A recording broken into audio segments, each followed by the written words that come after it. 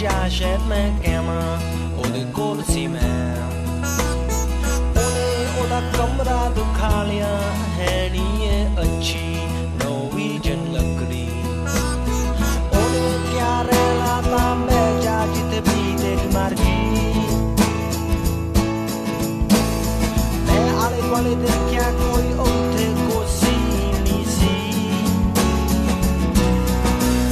ਮੈਂ ਦੂਰੀ ਤੇ ਬਹਿ ਗਿਆ ਸਮਾਂ ਸੋਚ ਕੇ ਉਹਦੀ ਸ਼ਰਾਬ ਪੀ ਕੇ ਅਸੀਂ 2 ਵਜੇ ਤੱਕ ਗੱਲਾਂ ਕੀਤੀਆਂ ਫੇ ਉਹਨੇ ਕਿਹਾ ਸੌਣ ਦਾ ਸਮਾਂ ਹੋ ਗਿਆ Ramón Lobo, buenos días. Muy buenos días, aquí desde Orense. ¿Estás en Orense, en Galicia? ¿Qué haces por ahí? Sí, estaba ayer en Segovia, en los Cirilos, como bien sabes, que también te pasaste tú. Sí. Ganó nuestra amiga Mónica García Prieto. De hecho, yo te dejé pegado una bandeja de jamón, si no recuerdo mal. Sí, ahí estaba, pero luego al día siguiente me dieron una mala noticia que había muerto la mujer de un amigo y me vine aquí para darle un abrazo. Vaya por Dios. Bueno, pues envía un abrazo colectivo de nuestra parte. Hoy Mónica ganó el premio Cirilo Rodríguez. Recuerda su discurso, hizo un alegato en favor de los freelancers. Bueno, no en favor de los freelancers, en defensa de las pocas oportunidades laborales que tienen quienes tienen que cobrar por cada crónica que hacen, ¿no? Sí, sobre todo aquí en España, que no tenemos mucho una cultura de freelance. En cambio, en el mundo anglosajón, como sabes, sí están mucho más protegidos, o estaban, porque también ha cambiado las cosas allí, donde se hacían assignments, donde los fotógrafos o los plumillas tenían, digamos, una garantía de un fijo más a la cobertura de los gastos. Esto en España es totalmente inexistente. Estoy hablando allí con Rosa María Calaf, he quedado con ella y también con Mónica y con Javier, que vengan un día por aquí a hablar específicamente de eso, de cómo se trabaja de freelance comparado con cómo se trabajaba antes. Vamos a hacer, si te parece, un coloquio entre los 5 y charlamos. Sí, y cómo está el periodismo y cómo está el periodismo en otros sitios. Por ejemplo, el Washington Post no para de sacar exclusivas sobre Trump, pero ha pasado de 500 periodistas antes de Blesos a 650. O sea, se puede seguir contratando periodistas y no pasa nada. Bueno, también hace falta, como alguien dijo, que haya gente dispuesta a pagar por leer periodismo, ¿eh? Pero bueno, de todos hablaremos en su día. Venga. ¿Empezamos? Vamos.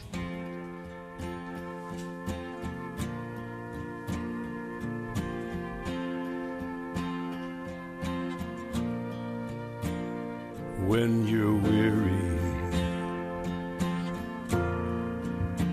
feeling small,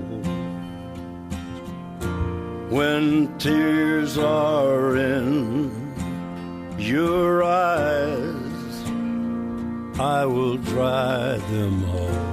Hay tantas cosas que pasan últimamente en las que vemos imágenes de niños afectados por actos violentos, no solamente Manchester, refugiados, Siria, y cómo se siente un niño cuando, por ejemplo, ha visto fallecer a sus padres en un atentado, qué siente una menor cuando en la rueda de reconocimiento se enfrenta, por ejemplo, al rostro de su violador, o cómo sobrevive un niño al estrés postraumático.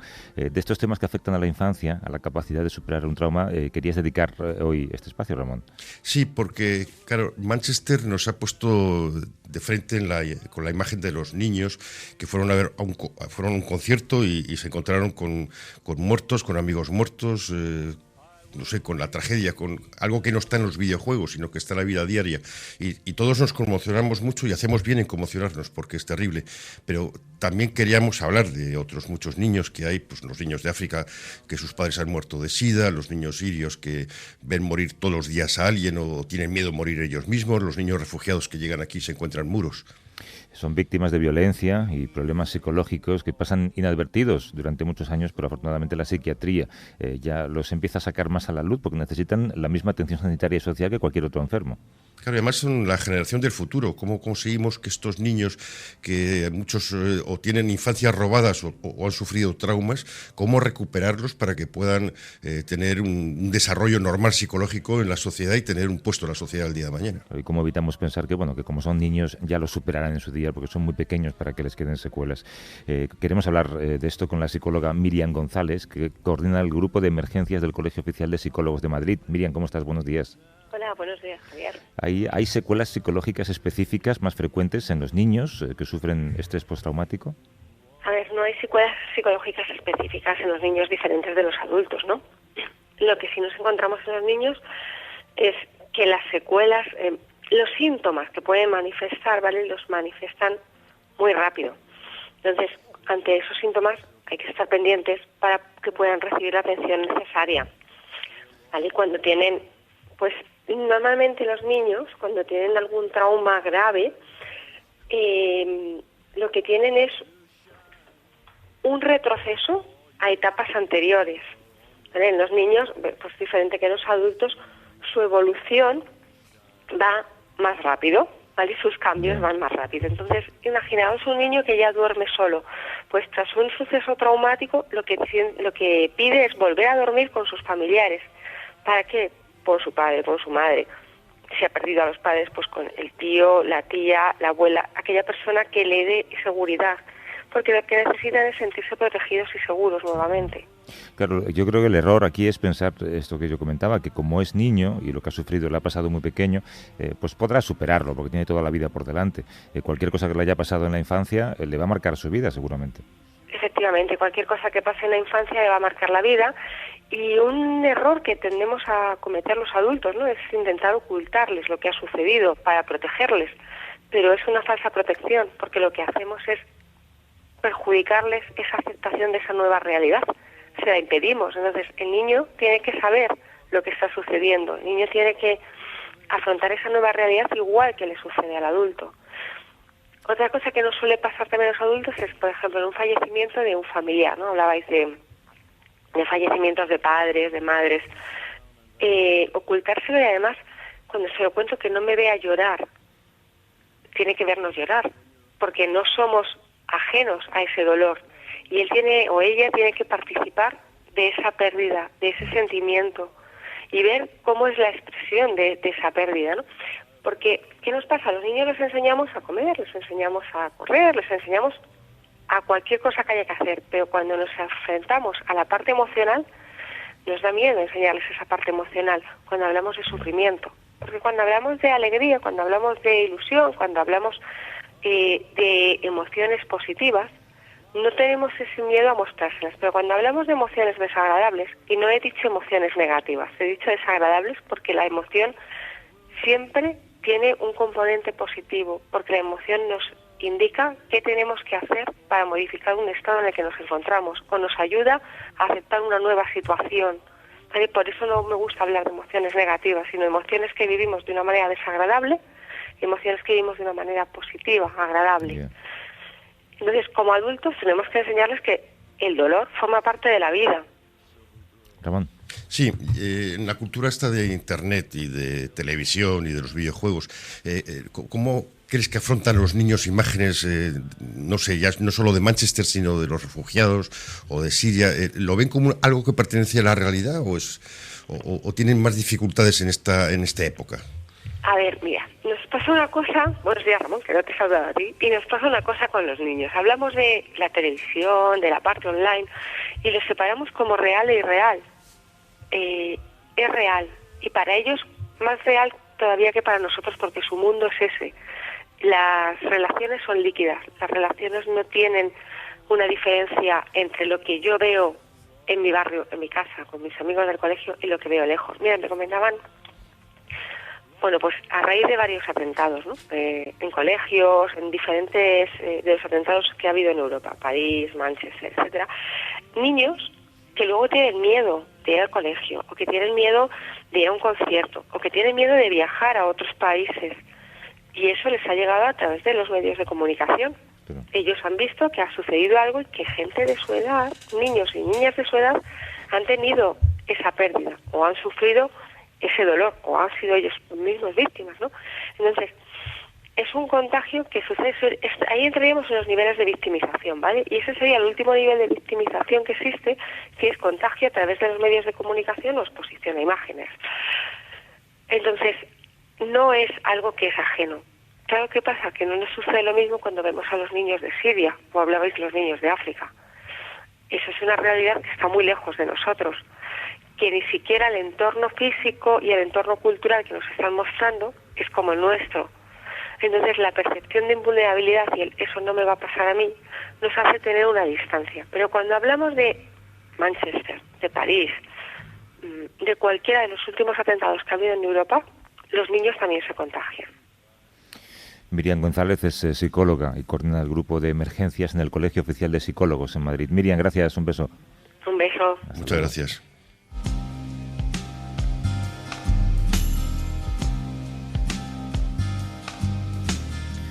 Hablaba Miriam de esa realidad que está muy lejos de nosotros, en la que también hay niños, y de eso hablamos, de infancias rotas, ahora de las de los niños del tercer mundo, niños refugiados también, cómo sobrevivir a la guerra, a la violencia o a la explotación. ¿Tú crees, Ramón, que miramos las fotografías, vemos esas miradas y somos más capaces de olvidar esos ojos que si los ojos están en París o en Manchester?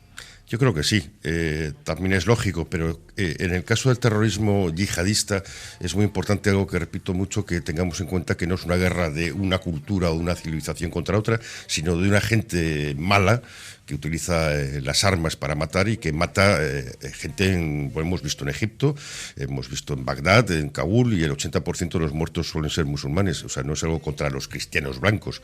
Pero no sé, a mí me impacta mucho las imágenes de los niños por las infancias robadas, ¿no? Es decir, no solo los que sobreviven en unas condiciones traumáticas y luego no tienen elementos como tenemos aquí, psicólogos y no sé, colegios y gente que te acompaña. Ellos no tienen ese acompañamiento, están mucho más solos. Vamos a saludar a David del Campo, que es director de Cooperación Internacional y Acción Humanitaria en Save the Children. David, ¿cómo estás? Buenos días. Buenos días.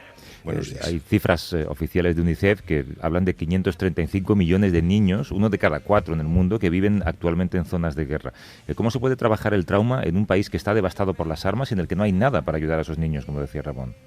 Bueno, precisamente lo que decía Ramón es, nosotros hace poco publicamos un informe sobre el impacto en la salud mental de los niños que viven en Siria, que aún están dentro de Siria, y datos como que, por ejemplo, apenas quedan 70 psicólogos o psiquiatras especializados para atender a 6 millones de niños. Y por tanto el impacto es muy duro y sobre todo cuando no hay forma de tratarlo, pues mucho más. Lo primero que le ocurre a un niño en situación de guerra, de conflicto durante muchos años, es que lo que empieza a dejar de ser es un niño. Claro, se convierte en adulto inmediatamente. Yo imagino que a vosotros cuando estáis allí lo primero que os pasa es que sentís impotencia, porque es imposible ayudar. Claro, porque cuando un niño, por ejemplo en el caso de Siria, el 89% ha visto o bien morir de forma directa a familiares, amigos o de su entorno, o bien el 85% no vive en su lugar de origen porque ha tenido que vivir en sus casas, ese es el inicio de un relato muy complicado y muy doloroso. Por tanto, conocer el impacto y conocer las formas de que se puede paliar es el primer elemento, y para eso hay que dedicar recursos y también de tener profesionales, y en estos momentos en Siria, por ejemplo, pues es muy complicado tener una atención psicológica y psiquiátrica adecuada. Cuando además están, Ramón, bombardeando hospitales impunemente, ¿no? Sí, además a mí otra cosa que me preocupa mucho es estos niños que salen de Siria, consiguen salir y vienen con sus familiares, con sus madres y bueno, creen que vienen a un mundo mejor, un mundo donde van a estar seguros, y aquí reciben un mundo que les niega la ayuda. Claro, es que además ha habido un cambio en el caso de Siria, por ejemplo, es que la infancia es un objetivo bélico. Se ha convertido, aunque cueste decirlo, en un objetivo militar por las partes, en las cuales no discriminan no solo los bombardeos a hospitales o centros de salud, sino también escuelas. Estamos hablando de más de 2.000 escuelas destruidas o ocupadas por Fuerzas Armadas, y por tanto eso no es casual ni coyuntural, es un objetivo, una estrategia militar de insertar miedo en la población a través de sus niños. Cuando esos niños están rodeados de violencia, es más fácil para ellos caer en la tentación de esa violencia y alistarse, no sé, pues al servicio de los señores de la guerra, por ejemplo. Ellos con un fusil en la mano se sienten mejor. Bueno, es un caldo de cultivo muy favorable. No quiere decir que los niños que viven en situaciones de conflicto, de terrorismo, terminen siendo terroristas, pero desde luego se han visto matar a sus padres, a sus hermanos, han visto ver destruidas sus casas. Bueno, es lógico que si no hay una atención adecuada y no hay un espacio de convivencia adecuado, pues la salida del terrorismo pueda ser una de ellas, claro. Eso sucede en África con los niños soldados, que las distintas facciones, incluso a veces los ejércitos, capturan los niños. Y esto ha provocado una ruptura de la cadena tradicional digamos, social, porque antes los ancianos eran gente respetada y ahora un niño de 14 o 15 años con un arma es el rey de la selva. Claro, los niños soldados lo que ocurre es que también trabajan sobre un parámetro económico, son mano de obra barata y mano de obra muy obediente, y por tanto son soldados muy rentables, ¿no? Sobre todo porque no solamente hacen y cumplen las órdenes muy fácilmente, sino que además sus comunidades saben que si ellos no hacen su trabajo están amenazadas. Por tanto, es un círculo de amplio alcance. ¿Y la desigualdad de género, David, hace más vulnerables a las niñas que a los niños? Bueno, en este caso el tema de las niñas y de las mujeres es la violencia sexual. Ha sido y es un arma de guerra desde hace tiempo y sigue siéndolo. Por tanto, no solamente para hacer daño a las mujeres del bando enemigo, sino también, por lo que decía antes, para inyectar miedo a la población. Una mujer violada es una mujer con pánico y la comunidad que la rodea, la familia que la rodea también lo tiene. ¿Cuánto más podríais hacer vosotros si tuvierais un presupuesto mayor o mayor cooperación? Bueno, podríamos, por ejemplo, intentar que hubiese más de 70 psicólogos o psiquiatras especializados en toda Siria para intentar atender a 6 millones de niños que todavía siguen dentro de Siria. 70 para 6 millones. Sí, en este momento apenas hay 70 psiquiatras o psicólogos especializados en traumas vinculados al conflicto, a la violencia en todo Siria y hay 6 millones de niños aún dentro de Siria. Por tanto, bueno, no hace falta más que hacer el cálculo para ver que es inviable la atención. Lo primero, recursos. Lo segundo, que pare la guerra. Eso es lo más importante de todo, porque a día de hoy sigue habiendo bombardeos de todas las partes implicadas, del lado de los Estados Unidos, del lado de Rusia, del lado del Estado Islámico, es decir, ninguna de las partes ha cesado sus ataques. Por tanto, la guerra hoy es una realidad después de 6 años. Por tanto, eso es lo siguiente. Y lo tercero sería, bueno, yo no escucho a ningún dirigente político ni de nuestro país ni internacional reclamar con contundencia las violaciones de derechos humanos gravísimas que están ocurriendo dentro de Siria, aunque sea al menos por los niños, ¿no? Que te puede, digamos, permitir no entrar en un conflicto complicado para algunas partes, pero sí denunciarlos con rotundidad. No recuerdo yo ni en nuestro país ni internacionalmente que ninguno haya hecho una denuncia contundente de esto. Al menos espero que vuestro trabajo sobre el terreno, no sé, sea tan reconfortante. Trabajar con un niño y ver que mejora o ver que de repente piensa que tiene un futuro, ¿no? Habrás vivido casos muy positivos también. Sí, la recuperación es costosa, pero existe. Bueno, hace poco es en nuestro informe que a través de 458 niños que estudiamos desde Save the Children para ver el impacto de la salud mental que había tenido el conflicto sobre ellos, algunos sí que te marcaban lo que puede ser su recuperación y te decían: quiero volver a mi casa, quiero volver a la escuela. Sí. El tema de la escuela es clave, porque cuando un niño deja de ir al colegio, deja de ser niño y por tanto todos los traumas empiezan a multiplicarse de forma exponencial y todos los miedos se amplían y por tanto recuperar la escuela, recuperar su normalidad diaria, pues es muy importante. David del Campo es director de Cooperación Internacional y Acción Humanitaria en Save the Children. Gracias, David. Un abrazo. Gracias a vosotros. Gracias. Un abrazo. Hasta luego. La mejor manera de entender esto, Ramón, desde luego en los últimos años, el mejor discurso que yo he escuchado es el de Pepe Villuela cuando te explica lo que ve cuando actúa en zonas de refugiados o en campos con Payasos Sin Fronteras en esos sitios, ¿no? Y ver cómo para los niños lo más importante que les ha pasado en su vida es estar delante de un payaso. Sí, porque los niños, aunque tengan que dejar de ser niños por las circunstancias, en el fondo todos seguimos siendo un poco niños, ¿no? Y a mí por eso me preocupa tanto este tema, porque es como si estuviéramos aplazando el futuro 30 o 40 años más, cuando vemos que tenemos un mundo que se puede calificar con cualquier palabra malsonante, vemos que entre 30 o 40 años va a ser igual o peor. Ramón Lobo, hasta la semana que viene. Muchas gracias, adiós. Un abrazo.